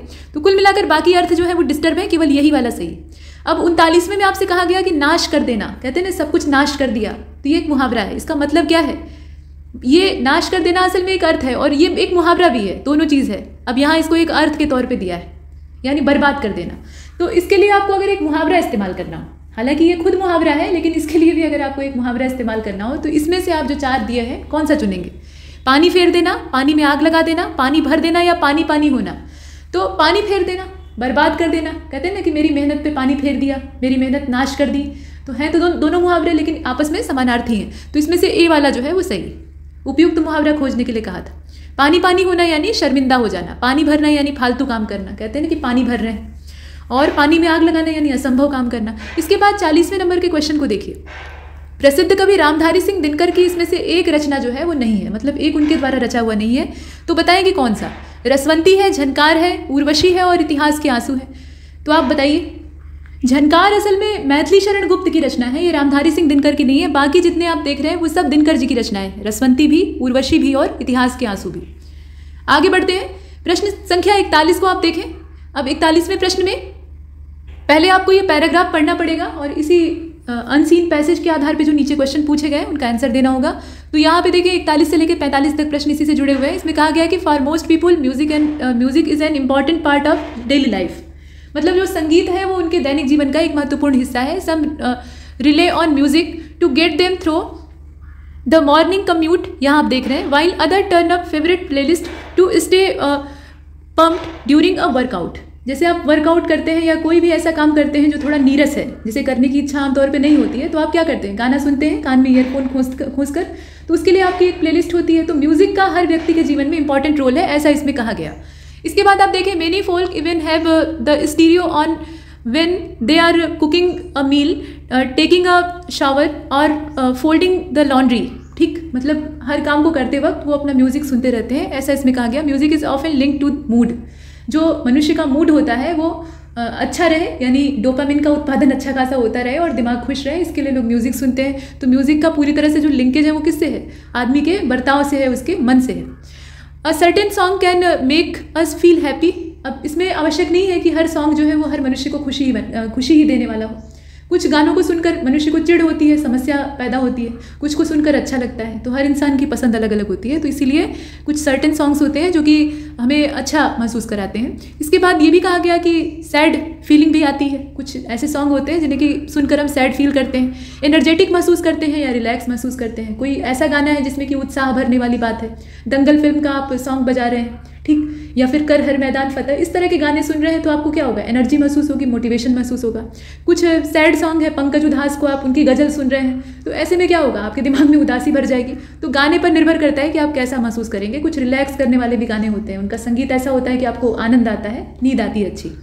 तो because music can have such an impact on persons mind set and well-being, it should come as no surprise that music therapy has been studied for use in managing numerous, यहाँ आप देख रहे हैं, numerous medical conditions। ठीक, बहुत तरह की ऐसी मेडिकल कंडीशन होती है जिसमें कि संगीत को एक थेरेपी के तौर पे इस्तेमाल किया जाता है। मतलब संगीत को बजाकर रोगी को अच्छा महसूस करवाया जाता है। और सिर्फ मनुष्य ही नहीं बल्कि हर जीव पर संगीत का असर पड़ता है। आपने सुना होगा ना, भगवान कृष्ण बांसुरी बजाते थे तो गायें खींची चली आती थी, जीव जंतु जो है वो रुक कर उनकी बांसुरी को सुनने लगते थे। सिर्फ गोपियां ही नहीं मोहित होती थी बल्कि पूरा जो आसपास का पर्यावरण था वो उनकी तरफ आकर्षित हो जाता था। तो संगीत में वो आकर्षण होता है। इसके बाद आप देखें, इसमें ये भी कहा गया कि all forms of music may have therapeutic effects although music from one's own culture may be most effective. किसी भी व्यक्ति के जो ओन कल्चर का म्यूजिक होता है, यानी उसकी सभ्यता का म्यूजिक होता है, वो ज़्यादा प्रभावशाली उसके लिए होता है। In Chinese medical theory the 5 internal organ and meridian system are believed to have corresponding music tones which are used to encourage healing। तो हीलिंग को इनकरेज करने के लिए, उसे इन्हेंस करने के लिए हम म्यूजिक सुनते हैं। चाइनीज़ ट्रेडिशन में भी ऐसा है, हिंदुस्तानी जो हमारी शैली है, शास्त्रीय संगीत की शैली है, उसमें भी ऐसा है। तो म्यूजिक में कुल मिलाकर एक अच्छा प्रभाव है, एक अच्छा इन्फ्लुएंस है जो कि मनुष्य को या हर प्राणी मात्र को प्रभावित करने में सक्षम है। अब इसमें ये पूछा गया है, क्वेश्चन पहला क्या है कि music is often link to, anger से ये जुड़ा हुआ है, मूड से जुड़ा है, एंग्जाइटी से जुड़ा है कि हैप्पीनेस से जुड़ा है। तो मूड में ये सब कुछ आता है। मूड आपका अच्छा नहीं है, आप गुस्से में है तो एंगर, अगर आप परेशान है, उलझन में है तो एंग्जाइटी, और खुश है तो हैप्पीनेस। ये सब क्या है, मूड ही तो है। तो अंत में बी वाले को चुनते हैं। इसके बाद 42वें को देखिए, how can music be use as therapy. Therapy के तौर पे इसे कैसे यूज़ करते हैं। तो पहले वाले स्टेटमेंट में आपको कहा गया कि it can help us to manage our day to day activities, या फिर it can help us in managing numerous medical conditions, या फिर कहा गया कि it can help us manage our life, या फिर मैनेज आवर कैरियर। बताइए इसमें से कौन सा सबसे सही है थेरेपी के तौर पे। थेरेपी के तौर पे इसका क्या इस्तेमाल होता है। तो इसका करेक्ट आंसर बी होना चाहिए। मतलब जितनी भी न्यूमरस बड़े पैमाने पर जो मेडिकल कंडीशंस होती है, न्यूमरस मेडिकल कंडीशंस होती हैं, उनको ये हैंडल करने में सक्षम होता है। जहाँ कोई दवा काम नहीं कर रही होती है वहाँ पर म्यूजिक थेरेपी का इस्तेमाल किया जाता है कि कम से कम उस रोगी को राहत मिले। इसके बाद 43 को देखते हैं। In Chinese medical theory the 5 internal organ and meridian system. अब इसके बारे में आप यहाँ जो स्टेटमेंट दिया है उसको देखें। Are believe to have musical chords, या फिर are believe to have no musical tones, are believe to have some musical tones, या are believe to have corresponding musical tones. तो कौन सा होगा इसमें से, करस्पॉन्डिंग वाला ऑप्शन होगा और 43 का इसीलिए करेक्ट आंसर डी हो जाएगा। ठीक, डी वाले को हम देखते हैं। इसके बाद 44 को देखिए। इसमें कहा गया कि select the alternative which best express the meaning of following item और phrase apple of one's eye. ये क्या है, एक आइटम है। अब जैसे आप लोकोक्ति मुहावरा पढ़ते हैं ना हिंदी में, वैसे ही अंग्रेजी में है। इसका आपको अर्थ बताना है, इसकी एक्सप्रेशन या इसकी मीनिंग बतानी है। नीचे कुछ स्टेटमेंट दिए हैं, तो करेक्ट आंसर इसका क्या होगा, डी वाला होना चाहिए। The person whom someone loves और चेरिशेस द मोस्ट, ये वाला जो ऑप्शन है इसको आप देख रहे हैं। ठीक, तो डी वाले ऑप्शन को चुनते हैं। इसके बाद 45वें नंबर के क्वेश्चन को देखिए। Select the alternative which best express the meaning of following item और phrase. Hit the nail on head, ये क्या है, एक आइटम या फ्रेज है। अब इसका आपको अर्थ बताना है, तो इसमें आप देखकर बताइए। देखिए 45 का करेक्ट आंसर ए ही होगा, डू और से समथिंग एग्जैक्टली राइट। एकदम सही, जो एकदम एक मौके की बात बोली जाती है, सही बात बोली जाती है, उसके लिए एग्जैक्टली राइट। तो इसका जो ए वाला ऑप्शन है वो परफेक्ट है। इसके बाद आगे चलते हैं, इसे छोटा कर लेते हैं। देखिए यहाँ पे 46 जो है ये रीजनिंग वाला क्वेश्चन है। इसमें कहा गया कि यदि ए की वैल्यू है 1 और एम की वैल्यू है 13, आर की वैल्यू है 18, तो कानपुर को हम किस प्रकार लिखेंगे, आप बताइए। इसमें आपको एम, आर और ए का मान दे दिया है, तो कानपुर को लिखने के लिए हम कौन से कोड का इस्तेमाल करें कि बेहतर आएगा। अब इसमें देखें आप, ए की वैल्यू आपको पता है, उसके अलावा आपको एम की वैल्यू पता है, ठीक, आर की वैल्यू पता है। तो इसके आधार पे आप बाकी जो अल्फ़ाबेट है उनका भी पता लगा सकते हैं। अल्फ़ाबेट का जो सिस्टम है, मतलब एक सीक्वेंस है, उसके हिसाब से आप इसमें संख्याएं मालूम कर सकते हैं। ठीक, तो देखिए इसमें से कौन सा होगा। 46 का करेक्ट आंसर ए वाला हो जाएगा। यही वाला जो सीक्वेंस है वो परफेक्ट है। ठीक, आगे चलते हैं। प्रश्न संख्या 47 को देखें। इसमें कहा जा रहा है कि निम्नलिखित 4 शब्दों में से 3 शब्द एक जैसे हैं, एक उससे अलग है। तो कैसे अलग है वो आप देखकर बताइए। गंगटोक, शिलांग, गांधीनगर, कोहिमा, इसमें से कौन सा अलग है। तो गांधीनगर अलग है, बाकी जो है वो इसमें एक जैसे है। तो एक जैसे है क्यों, तो आप जानते हैं कि ये जितने भी हैं ये राजधानियों के नाम दिए हैं, जैसे कि गंगटोक सिक्किम की राजधानी है, शिलांग जो है वो आप देखिए ये मेघालय की राजधानी है, और कोहिमा जो है वो नागालैंड की राजधानी है। तो ये सब पूर्वोत्तर के राज्य हैं, ठीक, मतलब जो हिमालयी उत्तर पूर्वी क्षेत्र है वहाँ पे ये स्थित है। और गांधीनगर ये गुजरात की राजधानी है, तो ये किधर आया है, पश्चिमी तट पे आ गया। तो ये थोड़ा दिशा के हिसाब से भिन्न है, एक साथ जो राज्यों का समूह था उससे ये अलग थलग है, इसीलिए इसको बाहर कर देते हैं। तो यहाँ पर इसका सी वाला हो जाएगा। इसके बाद 48 को देखिए, यदि राम मोहन के पुत्र का भाई है, राम जो है वो मोहन के बेटे का भाई है, और इस प्रकार से आप बताइए कि राम का मोहन से क्या संबंध है। ये तो सिंपल है, रक्त संबंध आप आराम से निकाल लेंगे। इसका करेक्ट आंसर क्या होगा, 48 का पुत्र होगा, पुत्र का संबंध है, तो इसका ए वाला ऑप्शन चुनेंगे। आगे बढ़ते हैं, यहाँ स्टेटमेंट दिया है और कंक्लूजन दिया है, तो बताइए कि कौन सा इसमें से निष्कर्ष निकल रहा है। तो पहले तो ये दिया है कि सभी शासक मशीनें हैं, और कुछ मशीनें महंगी वस्तुएं हैं, यानी कुछ शासक जो है वो महंगी चीज़ें हो सकते हैं। तो ये बेतुके स्टेटमेंट होते ही हैं, बस जैसा कह रहे हैं वैसा मान लेना होता है। अब निष्कर्ष आपको इसमें दे रखा है यहाँ, आप देखें कुछ शासक महंगी वस्तुएं हैं, तो हो सकते हैं भाई, क्योंकि सभी शासक जो है वो मशीन है, और कुछ मशीनें बहुत महंगी हैं, तो कुछ शासक भी महंगे हो सकते हैं। कुछ महंगी वस्तुएं मशीनें, ठीक, और सभी महंगी वस्तुएं मशीनें। अब बताइए कि इसमें से कौन कौन से निष्कर्ष सही है। तो केवल जो दूसरा वाला निष्कर्ष है ना, मतलब बी वाले ऑप्शन को चुनेंगे, ओनली कंक्लूजन टू फॉलो, इसमें से जो दूसरा वाला निष्कर्ष है वही सही माना गया है। हालांकि इसमें आप देखें कि पहले वाले को कुछ शासक महंगी वस्तुएं हो सकते हैं, ये भी हो सकता है, तो उस आधार पे हम देखें तो डी होगा, लेकिन इसका जो एकदम एग्जैक्ट आंसर होगा वो बी होगा। इसके बाद आगे चलते हैं, क्वेश्चन 50 को देख लीजिए। 50वें में आपसे अरेंज करने के लिए कहा जा रहा है, जो शब्द दिए हैं उनको एक तार्किक और अर्थपूर्ण क्रम में व्यवस्थित करिए। तो भूख है, रोना है, स्तनपान है, बच्चा है, नींद है, माँ है। मतलब एक बच्चा और माँ ये आपस में इसमें इंटरेक्ट हो रहे हैं, और बच्चे को भूख लगती है तो रोता है तो उसको दूध मिलता है तो उसको नींद आ जाती है। तो ऐसे आप सीक्वेंस इसमें बैठा लीजिए। देखिए भूख लगेगी तो रोएगा, यानी पहले जो है इसमें क्रम बैठा लेंगे, ये आप देख रहे हैं, ठीक। उसके बाद रोना, उसके बाद फिर, और इसमें सबसे जरूरी चीज़ तो रही गई, बच्चा जब रहेगा तभी तो रोएगा, ठीक। तो बच्चे को पहले रखिए, यहाँ पे 4 रख लीजिए। अब बच्चा है तो उसे भूख लगेगी, ठीक है, भूख लगेगी तो रोएगा तो उसकी माँ सुनेगी, यानी 6 को पहले रखिए। अब यहाँ पे 4 1 2 6, और उसके बाद जब सुनेगी तो उसे स्तनपान कराएगी, यानी ब्रेस्ट फीडिंग कराएगी, तो ये 3 हो गया। और जब वो ब्रेस्ट फीडिंग कराएगी तो उसके बाद इसे नींद आ जाएगी। तो इसमें 4 1 2 6 3 5 इस हिसाब से जो सीक्वेंस है उसको हमें सही ठहराना है। तो इसका जो करेक्ट आंसर है वो इसमें से बी वाला हो जाएगा। इसके बाद 51वें नंबर के क्वेश्चन को देखिए, यहाँ पर ये करंट अफेयर का है। कहा जा रहा है कि 29 दिसंबर 2021 की तारीख में किस राज्य ने अपने राज्य की महिलाओं के लिए एक नई नीति 2021 करके जारी की है। ये कौन सा राज्य है, और इसका जो करेक्ट आंसर है वो तमिलनाडु हो जाएगा, ठीक। डी वाले ऑप्शन को चुनते हैं, तमिलनाडु राज्य ने ऐसा किया है। 52 को देखिए, ग्राफीन नवाचार केंद्र कहाँ पर स्थापित किया जाएगा। ये भारत का अपने आप में पहला होगा, और ये केरल में स्थापित किया जाएगा। इसकी लोकेशन कहाँ पे होगी, केरल में होगी। इसके बाद 53 को देखिए, recently in which state had Vedanta limited crane oil and gas discovered oil. ये आपसे पूछा जा रहा है कौन सा राज्य है ये, मतलब Vedanta Limited Cairn Oil and Gas ने किस राज्य में तेल की खोज की। तो ये कौन सा राज्य है, मिजोरम है, राजस्थान है, मध्य प्रदेश है, कर्नाटक है। तो ऐसी संभावनाएं आमतौर पे जो पश्चिमी राज्य, जैसे विशेष रूप से राजस्थान, यहाँ पे देखी जाती हैं। तो राजस्थान में ही ये खोज की गई। हालांकि अभी प्राप्ति शुरू नहीं हुई है, लेकिन ये संभावनाएं हैं कि वहाँ से कुछ मात्रा में हमें तेल प्राप्त हो सकता है। तो बी वाले को चुना। इसके बाद 54 को देखते हैं, which of the following bank has launch Agri Infinity programme.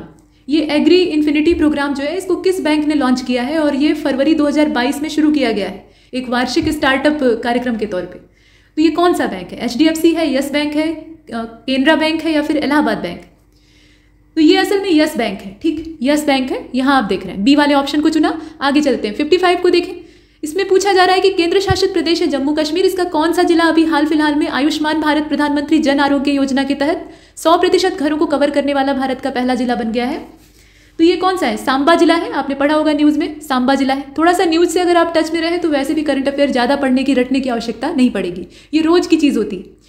अब यहाँ आप 56 को देख रहे हैं। पूछा जा रहा है कि निम्नलिखित में से कौन राज्य बड़े पैमाने पर 10 गीगावाट के संचयी सौर प्रतिष्ठानों को पार करने वाला देश का पहला राज्य बन गया है। तो ये राज्य कौन सा है, इसमें उत्तर प्रदेश का भी नाम है, तो आप देख लीजिए। फिलहाल इसका करेक्ट आंसर राजस्थान होगा, उत्तर प्रदेश नहीं होगा। बी वाले ऑप्शन को चुना, राजस्थान। 57 को देखते हैं, which of the following state chief minister has launch an application named ACB 14,400 मतलब 14400 to prevent corruption in government offices across the state or union territory. तो इसमें यूटी का नाम भी हो सकता है, बताइए इसमें से कौन सा होगा। क्वेश्चन नंबर 57, ये आंध्र प्रदेश राज्य है जहाँ पे ये एप्लीकेशन लॉन्च किया गया है और करप्शन को रोकना इसका मेन पर्पज़ है। तो यहाँ आंध्र प्रदेश को आप चुनेंगे। इसके बाद 58 को देखें, यहाँ कहा गया है कि किस सोशल मीडिया प्लेटफॉर्म ने अनमेंशनिंग फीचर को लॉन्च किया है। ये वाला जो फीचर है अनमेंशनिंग फीचर, इसको लॉन्च करने वाला सोशल मीडिया प्लेटफॉर्म कौन सा है? ये फेसबुक है, ट्विटर है, व्हाट्सएप है, या इसमें से कोई नहीं है? तो ये ट्विटर है। ट्विटर आजकल बड़ी समस्या में है। इसके खरीदार जो है वो इसे खरीदने से आनाकानी कर रहे हैं। हालांकि फिर अब रास्ते पर आते हुए दिखाई दे रहे हैं, लेकिन इससे ट्विटर को अच्छा खासा घाटा लग रहा है। गिनीज वर्ल्ड रिकॉर्ड ने हाल ही में देश की बेटी नैश नामक 86 वर्षीय महिला को सबसे लंबे समय तक सेवा देने और दुनिया की सबसे उम्रदराज फ्लाइट अटेंडेंट के रूप में मान्यता दी। ये आप देखें, नैश नामक महिला है जो कि 86 वर्षीय है। अब इनकी उम्र जो है वो 86 साल है। फिलहाल सबसे उम्रदराज फ्लाइट अटेंडेंट के तौर पे इन्हें किस देश के द्वारा मान्यता दी गई है? 59। और इसका जो करेक्ट आंसर है वो इसमें बी हो जाएगा, अमेरिका। ठीक, अमेरिका के द्वारा ये मान्यता दी गई है। तो इसमें आप देश याद रखेंगे और इनका नाम भी याद रखेंगे, पूछा जा सकता है।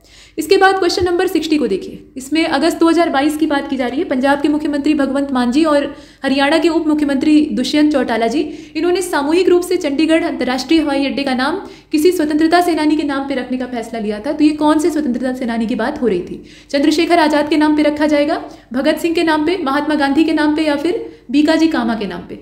तो विकल्प इतने आसान है कि आप आराम से इसमें से पकड़ सकते हैं। इसमें से कौन से क्रांतिकारी का संबंध पंजाबी क्षेत्र से है? भगत सिंह। तो इसमें आराम से आप शहीद आजम भगत सिंह को चुन सकते हैं, बी वाला ऑप्शन। इसके बाद 61 को देखें। पूछा जा रहा है कि निम्नलिखित में से किन दो पूर्वोत्तर राज्यों में जिलों की संख्या समान है, मतलब एक बराबर संख्या में जिले हैं। तो मेघालय और मणिपुर में समान है, मिजोरम और त्रिपुरा में समान है, त्रिपुरा और असम में समान है, या फिर सिक्किम और अरुणाचल में समान है? तो 61 का बी हो जाएगा, मिजोरम और त्रिपुरा में एक समान है। ठीक, मिजोरम और त्रिपुरा में समान है। बाकी अगर आप देखें, मिजोरम में टोटल अगर देखिए तो 8 जिले हैं और आइजोल इसकी राजधानी है। फिलहाल त्रिपुरा में 8 जिले हैं, अगरतला इसकी राजधानी है। बाकी जो है जैसे मेघालय में 11 है, मणिपुर में 16 है और अरुणाचल में 26 है, असम में 33 है, दिसपुर राजधानी है। तो राजधानी भी आपको पता होनी चाहिए। फिलहाल इसका करेक्ट आंसर बी होगा। इसके बाद 62 को देखते हैं। यहाँ आगे ही ब्लैंक स्पेस है। तो कौन से अनुच्छेद के अंतर्गत 2 या 2 से अधिक राज्यों की विधायिका एक प्रस्ताव पारित करती है और यदि संसद अनुरोध करती है कि राज्य सूची के विषयों पर संसद द्वारा एक कानून बनाया जाए, तो संसद उन विषयों पर कानून बना सकती है। मतलब संसद से ऐसा अनुरोध किया जाता है तो संसद उस विषय पर कानून बना सकती है। तो ये सारे जो प्रावधान है ये कौन से अनुच्छेद में कहे गए हैं? यहाँ सिर्फ आपको आर्टिकल का नंबर बताना है। तो इसका यहाँ सही आंसर क्या होगा? अनुच्छेद 252 जो आर्टिकल नंबर 252 है, उसमें ये प्रावधान किया गया है कि 2 या 2 से अधिक राज्यों की जो विधायिका है वो एक प्रस्ताव पारित करती है और उसी के तहत संसद से अनुरोध करती है तो संसद कानून बना सकती है। इसके बाद 63 को देखते हैं। यहाँ ये कहा जा रहा है कि आंतरिक सुरक्षा का रख रखाव अधिनियम, इसको निरस्त कर दिया गया। कब निरस्त किया गया आप बताइए? तो देखिए ये 1971 में बना था। पहले इसकी शुरुआत कहाँ से हुई थी? 1971 में हुई थी और 1977 में इसको निरस्त कर दिया गया। आंतरिक सुरक्षा के संबंध में इसको बनाया गया था। तो यहाँ 77 वाला जो ऑप्शन है उसको आप चुनेंगे। हो सकता है कि विकल्प में 71 भी दे दे, तो आप अगर दोहरा कर नहीं गए हैं तो आप कंफ्यूज हो सकते हैं। फिलहाल 77। इसके बाद 64वें नंबर के क्वेश्चन को देखिए। कौन से नंबर के संशोधन अधिनियम ने उच्चतम न्यायालय और उच्च न्यायालयों में न्यायाधीशों की नियुक्ति की जो कॉलेजियम प्रणाली है उसको राष्ट्रीय न्यायिक नियुक्ति आयोग नामक एक नए निकाय के साथ बदल दिया? तो ये कौन से नंबर का संशोधन था? 99वां था, 98वां था, 97वां था, या इसमें से कोई नहीं था? इसका जो करेक्ट आंसर है वो इसमें ए हो जाएगा। ये 99वें नंबर का संविधान संशोधन अधिनियम था जिसमें कि कॉलेजियम सिस्टम को राष्ट्रीय न्यायिक नियुक्ति आयोग के नाम से एक नए निकाय के तौर पे कन्वर्ट कर दिया गया। तो ये 99 को आप याद रखेंगे और हाँ समय भी याद रखेंगे 2014। इसके बाद 65 में चलते हैं। यहाँ कहा जा रहा है कि निम्नलिखित में से किस अनुच्छेद के अंतर्गत विधानसभाओं में अनुसूचित जातियों और जनजातियों के लिए जनसंख्या के आधार पर सीटों के आरक्षण का प्रावधान किया गया है? ये कौन से नंबर का अनुच्छेद है? जनसंख्या के आधार पर सीटों के आरक्षण का यहाँ प्रावधान है अनुच्छेद 331, 32, 33, 34 और इसका जो राइट आंसर है वो इसमें बी वाला हो जाएगा 332। इसके अंतर्गत विधानसभा में जो अनुसूचित जाति हैं और जनजाति हैं दोनों के लिए जनसंख्या के आधार पर सीटों के आरक्षण का प्रावधान है। 332 को आप अच्छी तरह से याद करेंगे। इसके बाद 66वें नंबर के क्वेश्चन को देखिए। शंघाई सहयोग संगठन का इसमें से कौन सा देश सदस्य नहीं है? तो बताइए। किर्गिस्तान ये सदस्य नहीं है, उज्बेकिस्तान नहीं है, कजाकिस्तान नहीं है, या इसमें से कोई भी ऐसा नहीं है? तो करेक्ट आंसर इसका डी ही होगा। असल में देखिए शंघाई सहयोग संगठन अभी चर्चा में था, इसकी बैठक इत्यादि हुई थी और यहाँ आप डी वाले को पहले चुन लीजिए। इसमें से कोई नहीं। स्थापना इसकी 15 जून 2001 में होती है, चीन में ही होती है और मुख्यालय भी वहीं पर है, बीजिंग में। कुल मिलाकर इसमें 8 मेंबर हैं वर्तमान में और भारत इसका सदस्य है, चीन होगा ही। उसके अलावा हमारा नालायक पड़ोसी पाकिस्तान वो भी सदस्य है, कजाकिस्तान, रूस, ताजिकिस्तान, उज्बेकिस्तान और किर्गिजिस्तान ये सब इसके सदस्य हैं। आगे बढ़ते हैं, 67 को देखते हैं। संयुक्त राष्ट्र पर्यावरण कार्यक्रम से संबंधित गलत विकल्प का आपको चयन करना है। तो इसकी स्थापना 1972 में हुई थी। ये जो पर्यावरण कार्यक्रम है ये संयुक्त राष्ट्र का है, मतलब यहाँ बात हो रही है यूएनईपी की, ठीक। तो यूएनईपी जो है उसकी स्थापना का जो वर्ष है वो 1972 है। मुख्यालय इसका नैरोबी में है यानी केन्या, और देशों की संख्या फिलहाल जो सदस्य हैं 193 है। और ये बताइए कि इसमें से गलत कौन सा है। तो करेक्ट आंसर इसका डी ही होगा, क्योंकि कुछ गलत नहीं है, सब कुछ तो सही दिया है। 193 सदस्य हैं, ये आप याद रखिएगा, कभी कभी मेंबर पूछ लिया जाता है, बाकी तो आप जानते हैं। तो डी वाले को चुना। इसके बाद 68वें प्रश्न को देखते हैं। यहाँ कहा जा रहा है कि निम्नलिखित में से किस वर्ष विश्व का पहला बाघ बचाओ सम्मेलन रूस के सेंट पीटर्सबर्ग में आयोजित किया गया था। तो ये समय कौन सा है, बाघ बचाओ सम्मेलन का समय बताइए। सेंट पीटर्सबर्ग रसिया में है, वहाँ पे इसका आयोजन होता है। करेक्ट आंसर इसका सी होगा, ये 2010 नवंबर में हुआ था, ठीक। 2010 में नवंबर में इसका आयोजन हुआ था।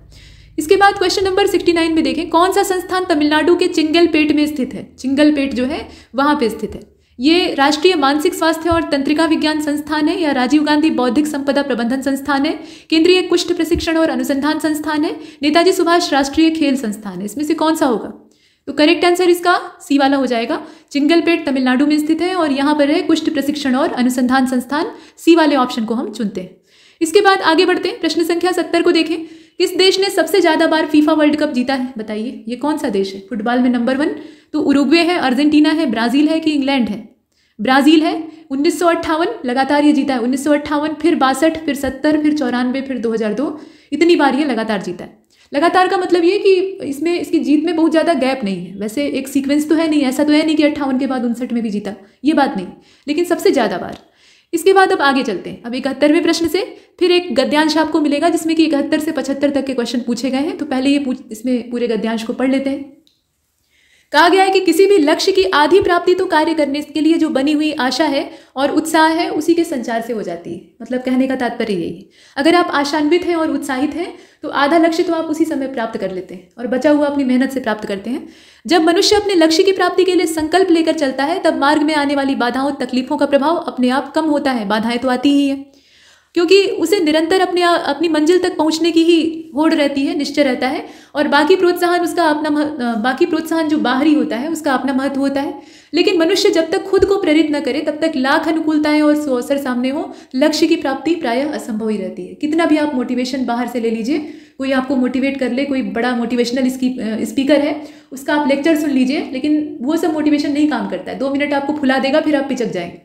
अंदर से जब आपके अंदर संकल्प शक्ति जागृत होगी कि नहीं मुझे करना है, तब जाकर वो मोटिवेशन काम करता है। और उसी की यहाँ बात की जा रही है।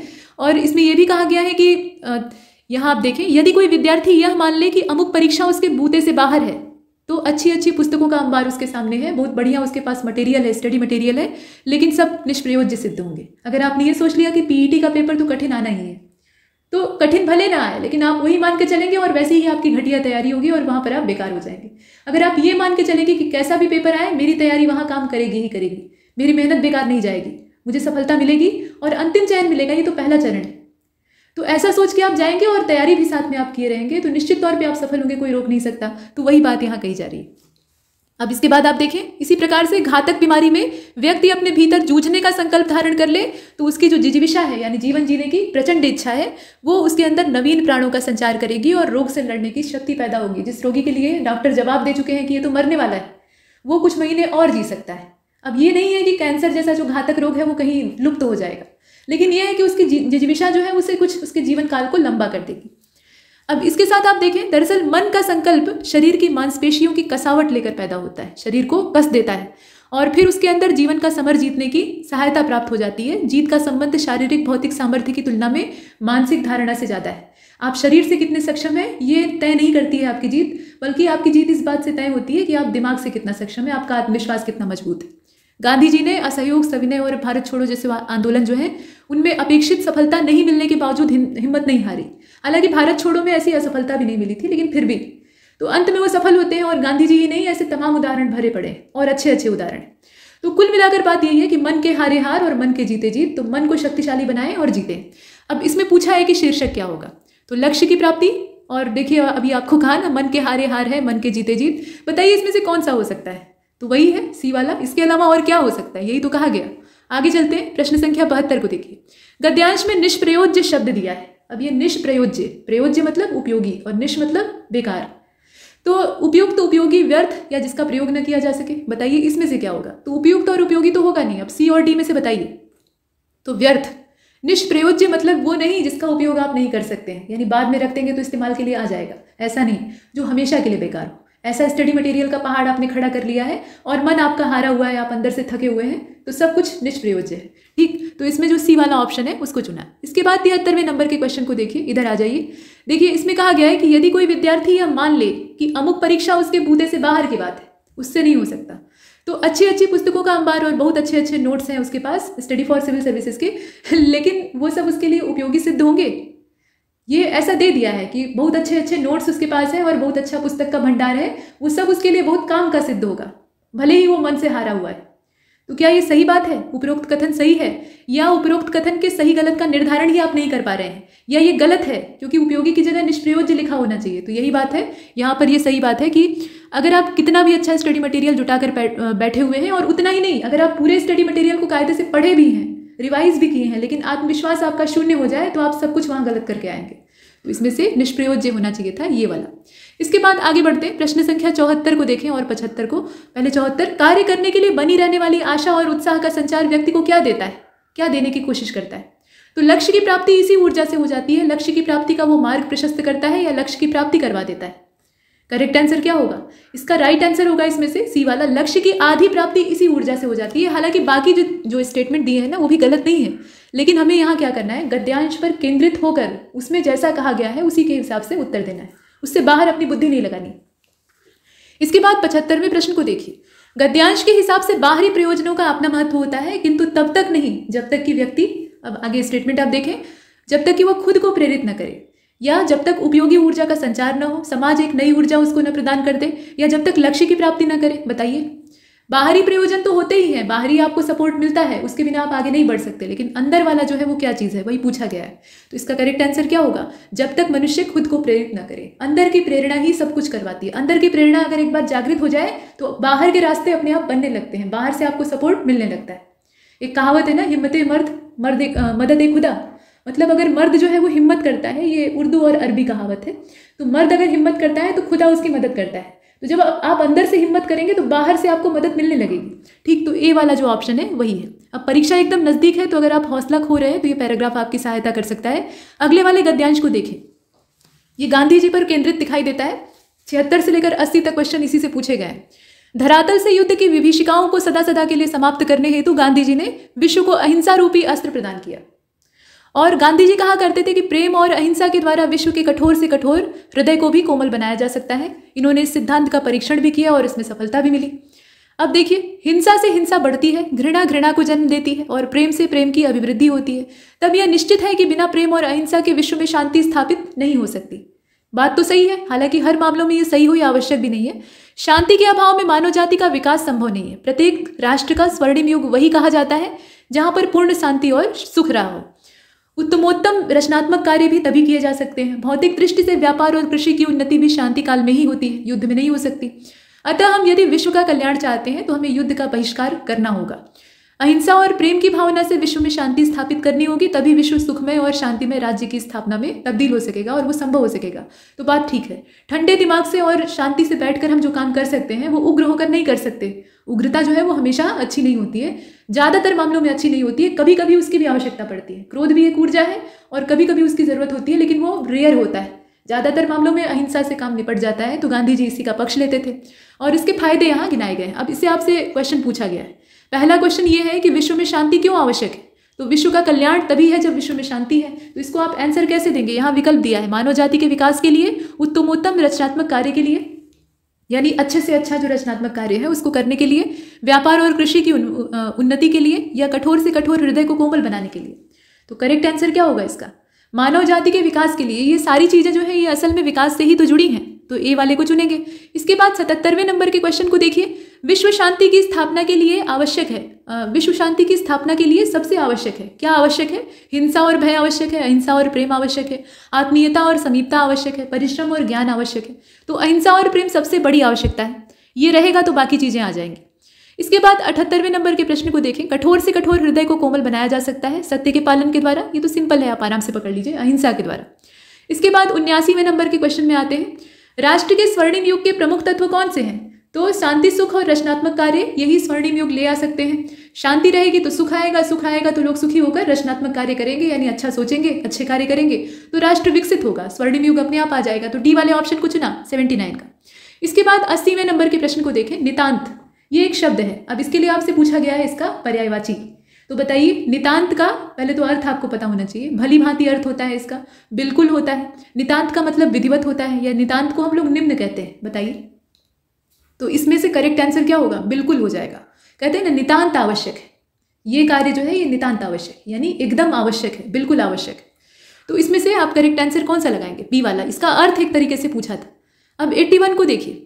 क्वेश्चन नंबर 81 में अब यहाँ ग्राफ शुरू हो गया है और ग्राफ में आपसे कहा गया है कि जो ये बना हुआ है इसका अध्ययन कीजिए और बताइए कि इसमें उत्पादन वगैरह जो कंपनी का प्रोडक्शन है वो कितना है। पहले तो ग्राफ को देख लीजिए। ये डिमांड और प्रोडक्शन का एक मोटरसाइकिल कंपनी का ग्राफ है और 5 कंपनियां हैं असल में, इसमें एक कंपनी नहीं है, ये 5 कंपनियों का पूरा ग्राफ है और ये लाख में दिया हुआ है। इसमें एक्स एक्सिस और वाई एक्सिस पे आप देखें नीचे कंपनियों का दिया है ABCDE, ये सब कंपनियां हैं। ठीक, डिमांड और प्रोडक्शन। अब इसमें से जो रेड कलर है वो डिमांड को दर्शा रहा है और जो ग्रीन कलर है वो प्रोडक्शन को दर्शा रहा है। अब इस ग्राफ में आपसे पूछा गया है पहले तो कि कंपनी C, D और E का कुल उत्पादन कितना है। मतलब कंपनी नंबर C जो है, D है और E है, सबका मिलाकर उत्पादन अगर आप जोड़ेंगे तो कितना आएगा। तो इसे आप जब ग्राफ की सहायता से कैलकुलेट करेंगे तो इसका जो करेक्ट आंसर है वो 187 आएगा, यानी 187। ये ग्राफ आप देख लीजिए, इसमें C, D और E का कुल उत्पादन पूछा जा रहा है। ये आपकी कंपनी C है, ये D है और ये E है।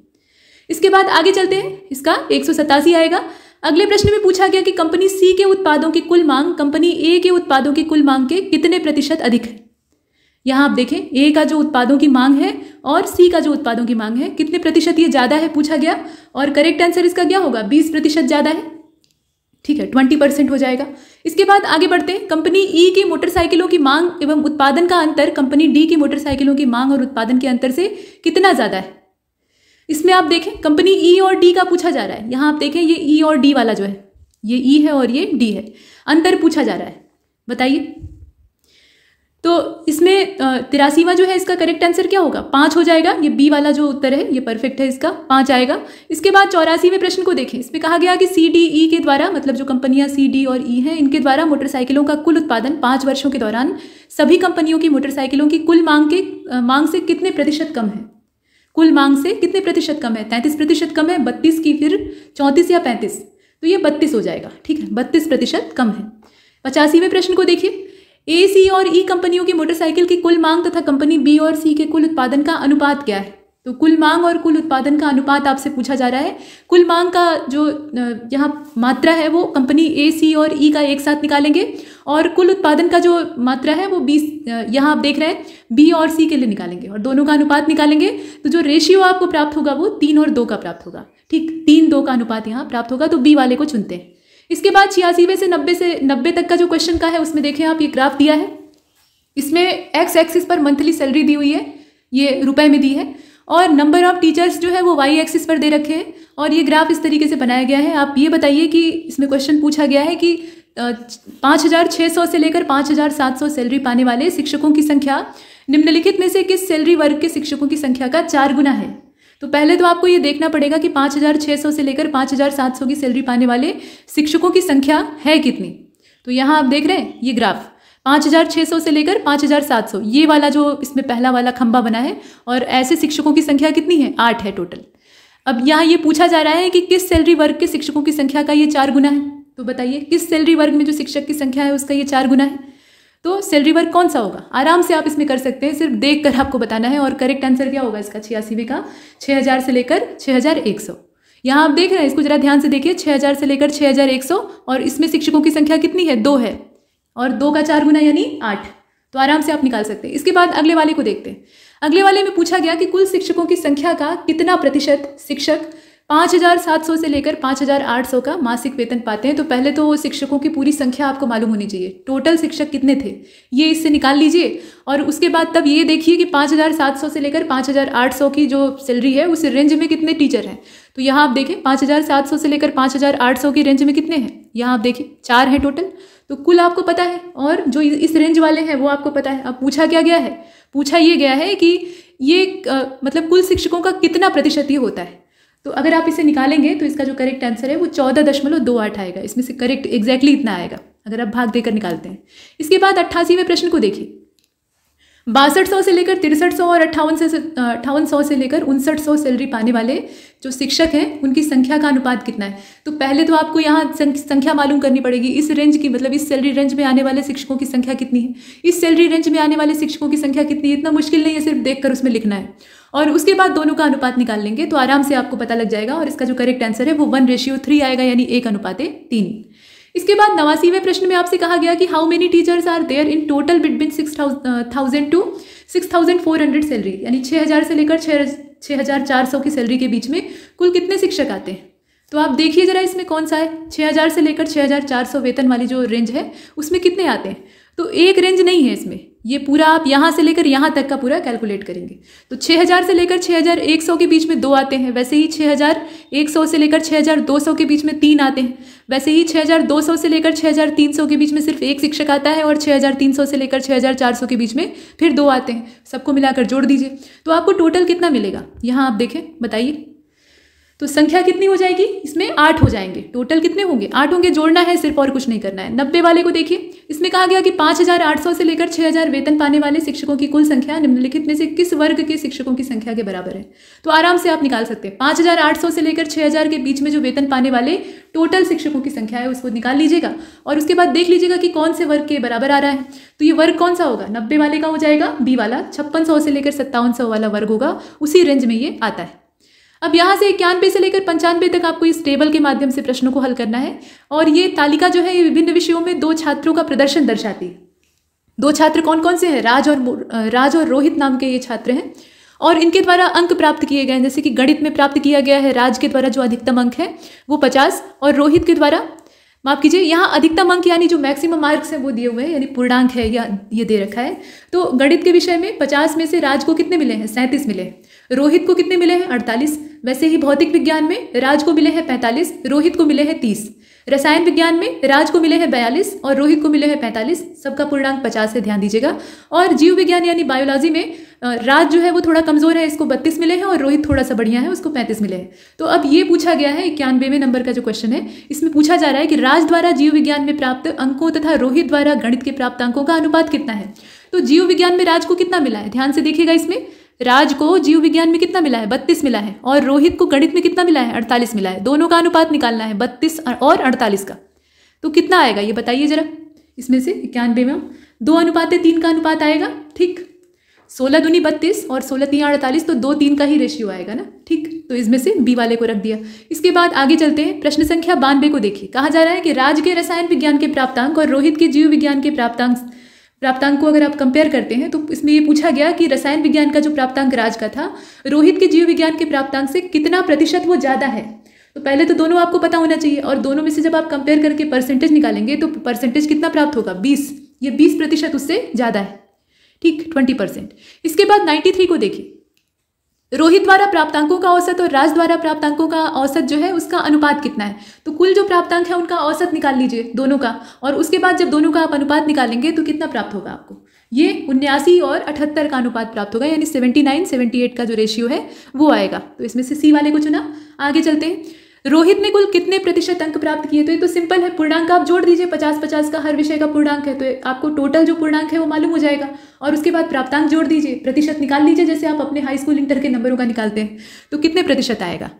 तो इसमें 94 का करेक्ट आंसर 79% होगा। फर्स्ट डिवीजन पास है बढ़िया से एकदम। और इसके बाद 95 को देखते हैं। 95 में कहा गया कि राज के भौतिक विज्ञान के जो प्राप्तांक है और रोहित के जो गणित के प्राप्तांक है, दोनों में अंतर कितना है। तो ये तो सिंपल है, दोनों का प्राप्तांक आप देख लीजिए टेबल से और उसके बाद घटा दीजिए। तो घटाएंगे तो कितना आ जाएगा, इसमें से 3 आ जाएगा। दोनों का मतलब फिजिक्स में जितना पाया और रोहित जो है गणित में जितना पाया, दोनों को माइनस कर देंगे तो आपको 3 प्राप्त होगा। इसके बाद आगे बढ़ते हैं।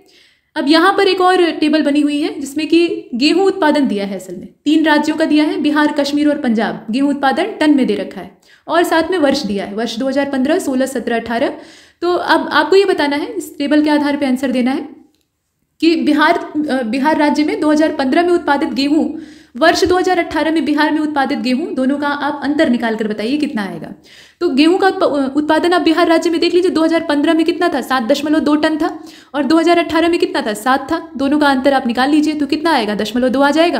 तो 96 का क्या होगा, बी वाला हो जाएगा, सिंपल है। इसके बाद अगले वाले को देखते हैं, किस वर्ष बिहार में गेहूं का उत्पादन अधिकतम रहा। तो भाई देख लीजिए इसमें से किस वर्ष अधिकतम रहा। 7.8 कब था, ये 2016 में था, तो इसमें 2016 वाला हो जाएगा। ठीक, इसके बाद आगे चलते हैं, बिहार, कश्मीर और पंजाब में क्रमशः किन 3 वर्षों में उत्पादन दर समान रही है। तो उत्पादन दर समान रही है, कौन से 3 वर्ष ऐसे थे बताइए, देख लीजिए इस टेबल को और फिर बताइए। तो 2017, 16 और 15 को जरा ध्यान से देखिएगा, इसमें उत्पादन दर समान रही है, 2017, 16 और 15। ठीक, ये इसके बाद आगे चलते हैं, ये अगले वाले को देख लेते हैं। तो अगले वाले क्वेश्चन में आपसे पूछा गया कि दिए गए वर्षों में कश्मीर में गेहूं का उत्पादन का औसत क्या रहा था। तो जितने भी वर्ष दिए हैं उसमें कश्मीर में जो टोटल गेहूं का उत्पादन है उसका आप औसत निकाल लीजिए। ये है कश्मीर वाला उत्पादन, और औसत आपको कितना प्राप्त होगा वही बताना है। तो ये असल में प्राप्त होगा 5.5। ठीक, चारों को जोड़ के 4 से भाग दे दीजिए, आपको 5.5 प्राप्त होगा। इसके बाद लास्ट क्वेश्चन को देखिए, इसमें क्या पूछा गया है। 100 दिए गए सभी वर्षों में बिहार में गेहूं का औसत उत्पादन, यानी बिहार में जो टोटल उत्पादन है औसत निकालना है, तो वो औसत उत्पादन पंजाब में गेहूं के औसत उत्पादन के कितने अनुपात में आता है। तो आपको करना यह है कि पंजाब में जो गेहूं का औसत उत्पादन है सभी वर्षों का वो निकाल लेना है, बिहार में जो गेहूं का औसत उत्पादन है सभी वर्षों का वो निकाल लेना है, और जब आप ये दोनों निकाल लेंगे पंजाब और बिहार का, मतलब सबको जोड़कर इसका एवरेज निकालना है, सबको जोड़कर इसका एवरेज निकालना है, फिर दोनों का रेशियो निकालना है। तो जो रेशियो निकालेंगे ना तो वो आएगा इसमें 7.05 अनुपाते 5.90। ठीक, तो इसका करेक्ट आंसर क्या होगा, सी वाला हो जाएगा। यहाँ जो 100 नंबर का क्वेश्चन है सी वाला ऑप्शन परफेक्ट होगा। सिंपल है, सिर्फ थोड़ा सा गुणा भाग करना पड़ेगा। तो यहाँ तक हमने इसे कंप्लीट किया है। इस लेक्चर में इतना ही, तब तक के लिए नमस्कार।